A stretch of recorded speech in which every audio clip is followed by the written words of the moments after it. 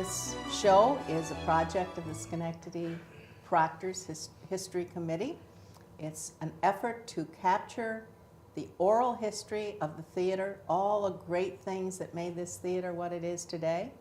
We're recording on January 31st, 2014, and our guest today is Audrey Brown Hughes, who has been a volunteer and a PR director at Proctors over time, and she has some great stories to tell us. So today we're going to talk about how on the inside track you learned about all the exciting things that happened at Proctors. And I thought we might start out with Red Skelton. There was nobody like Red Skelton.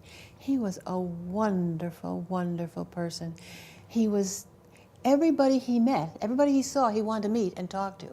I went to pick him up at the airport, and I had a car that had a, what do you call it, the window, what do you call those things, the sky window thing. Yeah.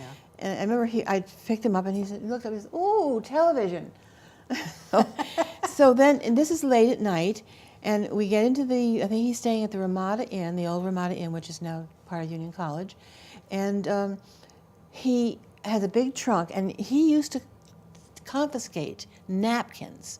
Wherever he went to eat, he would take the linen napkins, and he would draw.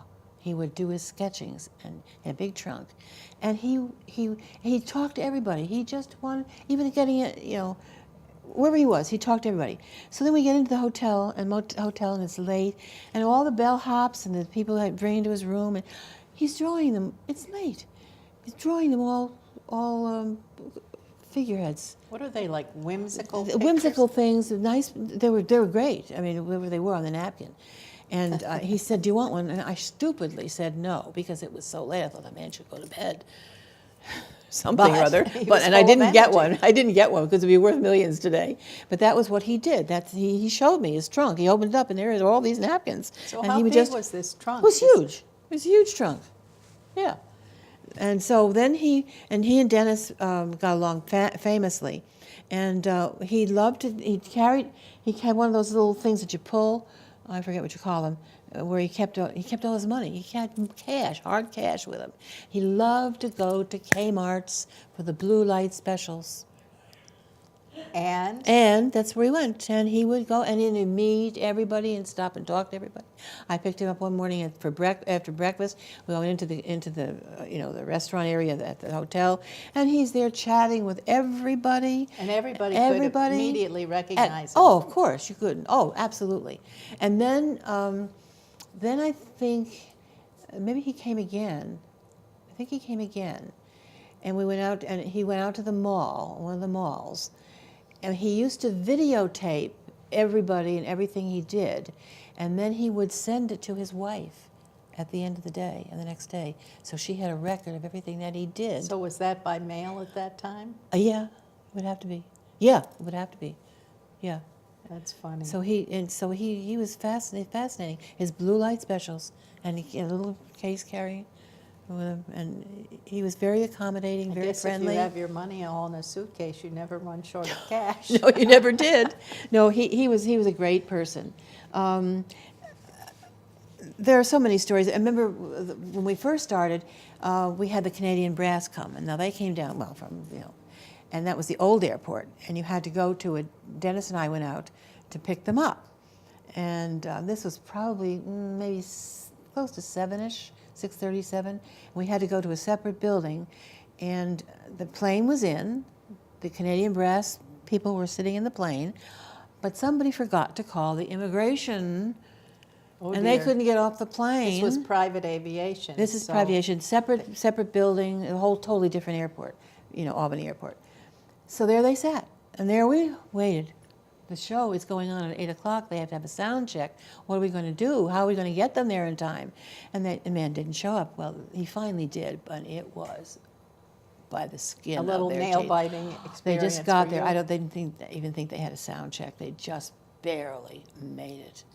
Now, I've watched them over the years, and they are a pretty casual group, because one time they came, and before the show, they met with a whole bunch of brass students. Oh. And they were so generous with their time and talents and talking to them about playing brass. So Yes.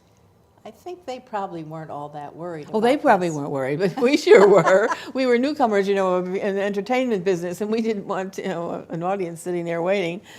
But it worked out all right. And then, then another one. The Chinese acrobats came in the early '80s, and around maybe January, and we found this out afterwards, a year later, from one of the bus drivers who came through with another show. He said, "Did you know that the Chinese acrobats somehow or other marred a chair in their hotel room, and being very conscientious and so embarrassed that they destroyed this chair in some way, they couldn't let it be known. So they took the chair and broke it up into all little pieces and took the chair with them."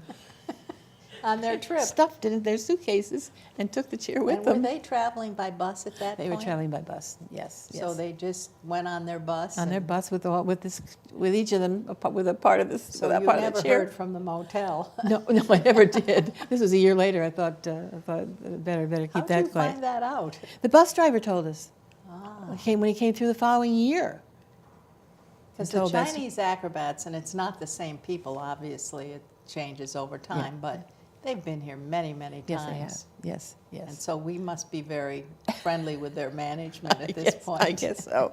And then Mazovsha, the Polish group, came through, the famous dance group. Oh, colorful, beautiful. First or second time they were here, I forget which.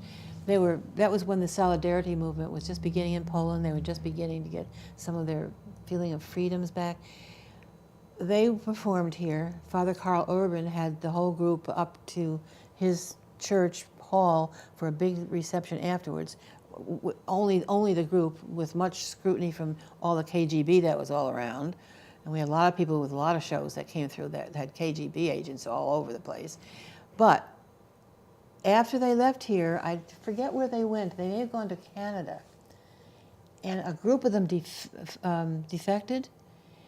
And then right after that, we had the FBI here. We had to answer so many questions. Did you have any feeling that they were going to leave the company? Did you help them in any way? It was Jackie Mosier who dealt with them in particular. Mm-hmm. But that was a kind of a interesting time to know that. Yes, Yeah. I remember that show myself because there was an incredible standing ovation for them, and it was all about the freeing up and the Polish people in Yes. the United States who had so hoped for their Yes. liberation Yes. from the Russians, and Yes, it that was an extremely moving show. There was another time that was exciting too. I've never seen it done before. I forget her name now. The lead in Evita, when we had Evita here. You asked me if we had long-run shows. We had them here for a week. Annie and Camelots and Evitas and Sweeney Todd. They were all here for a week. So anyway, when we had Evita. Evita. The final performance of Evita, the woman who played the lead, was leaving here and going to Broadway. And this was her last performance before she went to Broadway. And so the entire cast, at the end of the show, when they're taking their curtain call,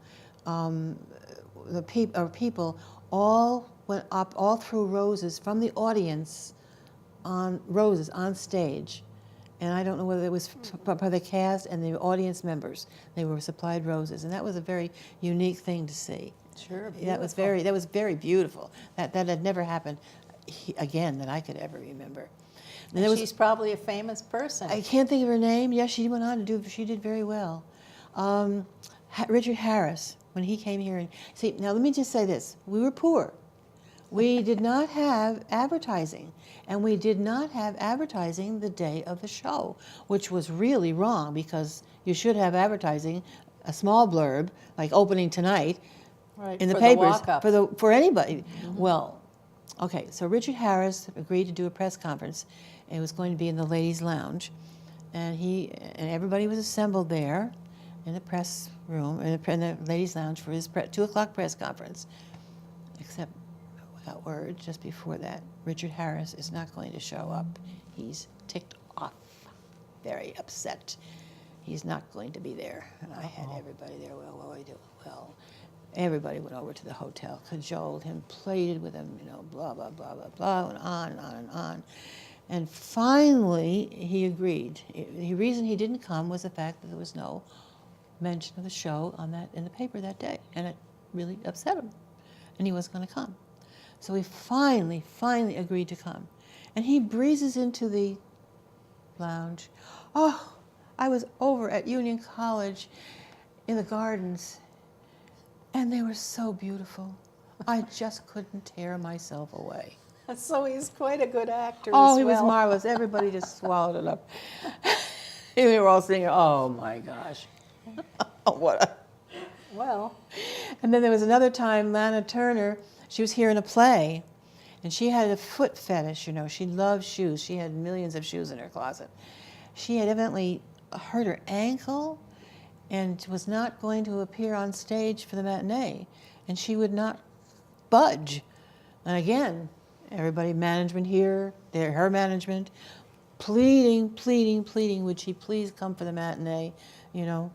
Well, she finally did, but that was another time we had to sweat it out. And then, of course, there's Humperdinck. You heard that story before? Engelbert Humperdinck? Engelbert Humperdinck. no. We had, let me just tell you, he has the following, or he did it then. People came in and his fans dressed his dressing room. We gave him permission to dress his dressing room with all kinds of paraphernalia, rosary beads and cards and all this kind of stuff. So he had a big following. We had 2 sold-out houses, and we had a great comedian that was going on first. Everybody's assembled for this great show, and Humperdinck shows up. I can't go on. I got a sore throat. Doctor says I can't go on. Everybody's out there waiting for you. You can't, you know, let the comedian do it. I'm not going on. So we didn't tell anybody in the audience that this was going to happen. We went on with the comedian, gave him, and he did a great show, and then announced that Humperdinck was sick and not able to perform. Well, people went out crying. They were not upset that the show was canceled. They were upset because he was sick. It was unbelievable. And then what we did, we had another show coming in. We got on the phones right away to the New York State Thruway, to the Massachusetts Turnpike, to all the bus companies that were coming in with group sales and telling their buses, turn around, don't come, the show's been canceled, which worked. And that was a very unusual time. You know, today, with email, you could just do a blast and Yes. you'd get most of the people. Yeah, and that didn't, no. So he came and he didn't perform at all? No, he was right there in backstage. I'm not going on. I got a sore throat. The doctor said I can't go. No, he stood right in front of us. No, he's probably been here 8 or 10 Oh, he has times come many, over many the times. years. Many times. But he probably wasn't sick ever again. No, I don't think so. I don't think we had him for a while. Yeah, that was an interesting one. So then we had Zorba the Greek. Anthony Quinn was starring in that, and that was a New Year's Eve show, and we were in rehearsal. And I was there that night when we were in rehearsal. It was December. We were having a big New Year's Eve show, and the Greek church was, the Greek community here was sponsoring a big gala afterwards, a big show. It was beginning its tour year. Mm-hmm. Anthony Quinn is up there, and what does he do but do a banana split right on the stage? And I thought, oh my God. Unrehearsed and unplanned. Unplanned. Did a big fall, big banana split. And there goes the show. Millions of dollars out down the drain. All the tickets sold. But he turned out to be okay. He refused to go to the hospital, but that was a scary moment. What, he just slipped on He something? slipped. He slipped and just did his banana split, went down. Dear. That was really scary because everything was in place and whatever. So it's pretty unpredictable, this showbiz. very unpredictable. There's so many other stories, I guess. Can you remember occasions when you've had to arrange community hospitality for different groups? Oh, yes, there was one in 1988. I cannot remember the orchestra. It was a famous orchestra from Europe. It was not Russian, but it was one of the communist countries. And they were too on the verge of, they were not quite free, but they were GB people here, and they were going to be here over over Thanksgiving. They were going to be in town. Their orchestra leader, very famous, he was going to be out of town, but the rest of them, it was easily 100. And I just thought, oh, what a shame. Well, here we are, Americans, and our hospitality. Wouldn't it be wonderful if we hosted them? And so we did. We put in, I got in touch with all the German societies, all the foreign groups, and patrons, and put an ad in the paper. And I think, didn't you do it? I believe I did. Well, we had them over for dinner. Yes, for they all. Thanksgiving dinner, That's and right. it was the individual, the men I had, didn't understand any English. So explaining this holiday to them, you keep trying to do it, but it doesn't really work. But it was really nice, and I remember I had just one of my kids home that year, but it was a great experience and really wonderful. Yeah, it really worked out. And everybody was placed. The host families came to the Holiday Inn, picked them up, and had them back by a certain time. Everything worked out. Nobody left town. So when you had the KGB here, this intrigues me. Did you know they were here, or were they just lurking about? No, you never knew who was who. You never did. And they looked Just from your part of eye to manage- someone part of the management of the Part of the company? management. You just didn't know. You just knew they were here. Now maybe Dennis and Jackie may have known. But I don't think so. I think we just knew that they were here. We kept track. We had a lot of, after the shows, used to have a lot of galas, post receptions upstairs in the mezzanine. Maybe you remember those. Chorus line, and people, well, that's when the groups would do hospitality, would come together. So somebody had to be the host of Yes, it because somebody there the would be the theater host. didn't have any money. No, they would be the host, and they would maybe have champagne afterwards, and cheese and crackers. And we did that a lot with the cast, and after the shows. Yeah. Good. Was there anyone else you can I'm think just of trying that's to. fun I'm just trying to think. Those are we did Hal Holbrook. After I leave here, I'll probably think of 1,000 more. Of 100 more, right? Right. Well, we always had Mary.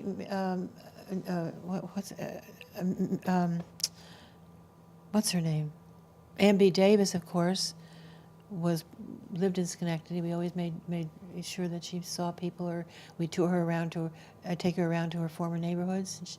While she was here. Now who is this? Ann B. Davis. Ann B. Davis. She was TV. Grew up here? She grew up here part of the time. Yep. Bob Cummings show?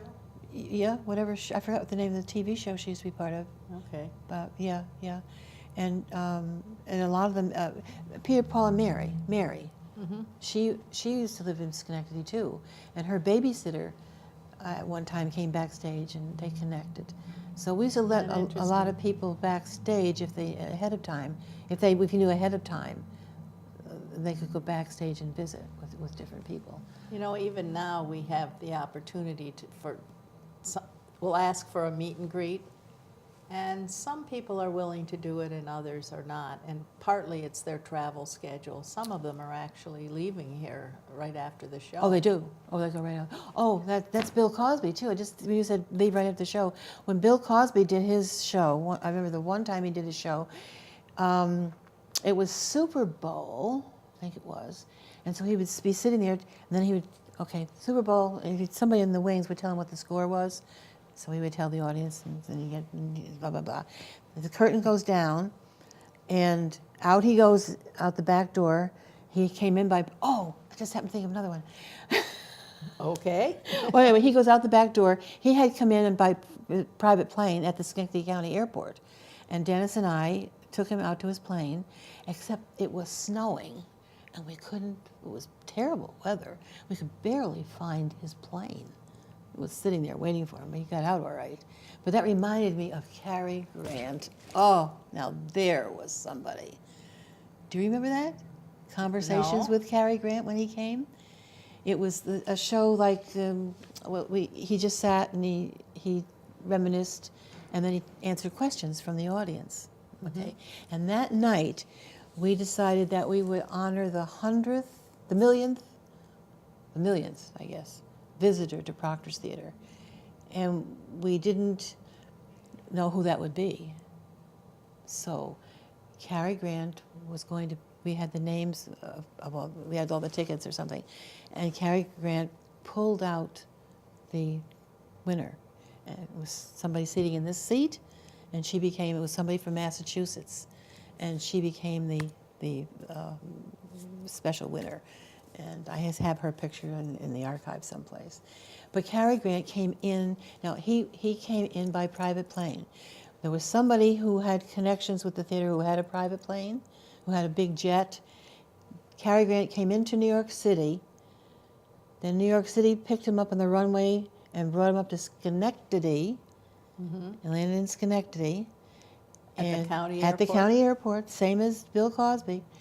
And from the county, and then he and his wife both were here, and he did not play at Proctor's. We brought him to the museum, and because he did play vaudeville, Cary Grant played vaudeville in his early days. That's Archibald MacLeish, and he said, "No, I never played Proctor's in vaudeville." But he took, after his show, he took us out for coffee. Dennis, Jackie Mosier, my husband, and Bill Cosby, Cary Grant and his wife, he treated us for coffee, and we sat at the. That's pretty darn nice. It was pretty nice. I forget where we were, one of the motels or hotels, maybe the Van Dyke, I don't forget where. And it was just as nice as you could possibly be. He was a gentleman. He was lovely. It is interesting how many of these very famous performers were really lovely people. Oh, very nice. And every nice. once in a while you met one that came up a little short. Oh, no. I remember I had to take Ella Fitzgerald to the airport, and her flight was early, and I remember just sitting there. She had a beautiful fur coat on, I remember that. And I just sat there. They didn't have a VIP room or anything. We just sat there, and I just talked to her as if she were my next door neighbor. And she was just as friendly and just as nice. And Eddie Bracken, when he was here for, I should tell you another one. They just keep coming. Eddie Bracken was here for, I forget. I forget what show he was here for. Sugar Babies or one of those, maybe not that one. But anyway, I took him someplace. I used to take them for radio interviews. Those were the days when we had Ellie Pankin, we had definite shows, and these they took With a celebrity with the star celebrities locally. actually went in person. And from their schedule, and that was pre-scheduled before they even arrived here. Would you be able to do, and that was part of their contracts too, would you be able to do interviews? I took Eddie Bracken, and he would tell me that he felt it was his responsibility to take care and be responsible for and be a good role model for the new young performers that he was with. He had a mission. It was his Christian mission, he said, to be there for these young people and make sure that they did the right thing. I thought that was very nice. That's great. Then June Havoc was here for Sweeney Todd. That was Sweeney Todd. She had a great loving of animals, and the stories were from all the cast members. Wherever there was an animal, there would be June Havoc. Wherever tour she was on, she'd always find. Well, didn't we have a stray dog in the theater we didn't know who it belonged to? She took a liking to this dog. She loved this dog. The dog disappeared? The dog disappeared. It was a stray dog. We couldn't, who looked like Azzy in a way, the old mascot dog that we had here. It wasn't, and it wouldn't just go away. She took it and she wanted to take it with her. She was going to take this dog with her. We didn't know who the owner was. We put an ad in the paper, stray dog, is this your dog? Nobody came forth. So the night before they leave, I'm on the telephone to the vets. Can you get me a vet over here, because he's got to have his inoculations, because they're going to Canada, and he's got to have all his inoculations before they take him. And so she took the dog. You must have had a lot of sway with the vet to make that happen. I just pleaded, it was the one on Route 50, Dr. Moot, or whatever his name was, I don't know So who came. You did everything, really. Yeah, Now, it was fun. I remember that when we used to have contracts with performers, and they would order that they had to be picked up in a white limo or a black limo, but the ones who you drove didn't seem to have that in their contract. We couldn't accept that. So you just said no. I didn't do the contracting. No, no. So you just told couldn't. them they didn't- would have no, transportation, but we didn't say what it was. whatever they worked out in the contract. No, somebody would pick them up. Whatever. Right. Yeah. Well, did they appreciate that the theater was just starting out? Was that I think so. part Oh, of, yes. and that it was really in their interest to make sure we were successful because it would offer a lot of employment. Oh, yes. And others. Jane Barton, used to be the variety writer upstate New York. Do you remember Jane Barton? Yes. Yes, and she was a good friend of the theater. And Dennis would be so embarrassed when he went to these things in New York City to scout shows and go to certain meetings and so forth. Everybody would tease him, how do you get in variety so much? Because Jane would be constantly... She lived in Schoharie area. Yeah, she lived in, yes. And she was a very good friend of Gloria's and perhaps of yours Oh, also. absolutely. And wrote Oh, yeah. for variety? She wrote for variety. She always had Proctors. So she was like one of our secret weapons. She was definitely very, and embarrassing for me too, because being a novice in this theater business, I didn't know that much about variety. And she came in, she laid me out in lavender one time. You better know about variety, so I did know about it. And we became very, very close friends after that. So you had an education by immersion. I did, I really did. There's a difference. I did college PR before that. That was my background. But always loved the arts, always did arts and education, always, so I was doing what I really loved to do.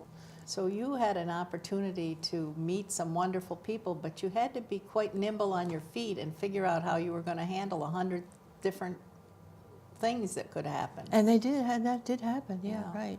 But the theater in itself was always very supportive. People always, always helped you in whatever you had to do. I find that, like the story you told about the vet, very true. You have a particular need and you go out and reach out to somebody. Yep. And just amazingly, you can usually get help. And people, but because people wanted Proctors to succeed. They loved it. And they appreciated the shows that were coming in. And as Dennis would always say, we can't just have 1 or 2 shows a year. We've got to have more and more shows, because the more you have, and we learned that from other theaters around the country, because we did belong to the League of Historic American Theaters, and you could see in every area that you went how those historic theaters succeeded. In Cleveland, for example, back-to-back 3 or 4 theaters, and the more there were, they worked together, they prospered from each other. So we're getting more like that in the Capital Region day by day, because Proctors is now managing Capital Repertory Theater, and we're ticketing for Civic Playhouse and a couple other places. And that's smart. That's very smart, because that's the only way you can succeed. You've got to use your resources to be successful in whatever you've got. And today it's a totally different ballgame as far as spreading the word, and with the media, the social media, and all the things that I remember when we first got our first computer, my golly, how much easier it was for me to do a press release when I had a computer. We had to learn how to use computers. Oh, that's another thing. When we first started, we had hard tickets, and we all worked in the box office. I worked in the box office. Would you do a shift or something? Yeah, we all just take turns. Yeah. Well, it's just like today. Everyone has to sell tickets on the computer. I heard that. For the Book of Mormon, when everybody was working. But you'd have a little chart, and you'd have a hard ticket, and then you'd cross it off on the chart. We never could do that today. And then we went into our own ticketing, which was a very smart move. So they're very smart moves all. And then bringing in the organ, and that was a fantastic story in itself. That organ came here, which I know you've covered before.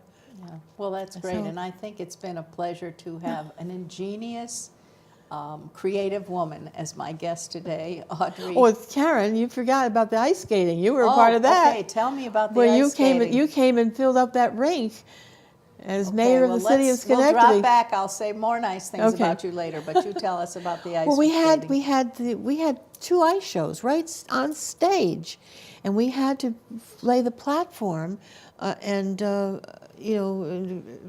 so many hours. And I know you came over, and there you were with the hose. That was probably just for a photograph. Well, you stayed there a while, I think.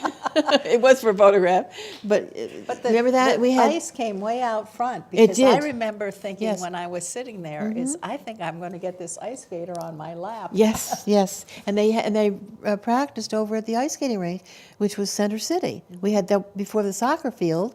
It was an ice skating rink, and they went over there. Ty Babylonia, Scott Hamilton. They were all He here. hugged me. Oh, I'll never forget he was that. nice. He was nice. He was nice. Yeah, and that was different. That was different. Yeah, that Okay. was an amazing thing. So, anyway, you can see what fun it is at Proctor's, and we've had Audrey Brown Hughes here today, who took a job doing promotion at Proctor's and learned more things than she ever thought. Right. And really helped put this place on the map. And so I want to thank you for being here today. My pleasure. And thank our audience for watching this filming of oral history for Proctor's History Committee. We really appreciate your watching and your interest in Proctor's. Thanks.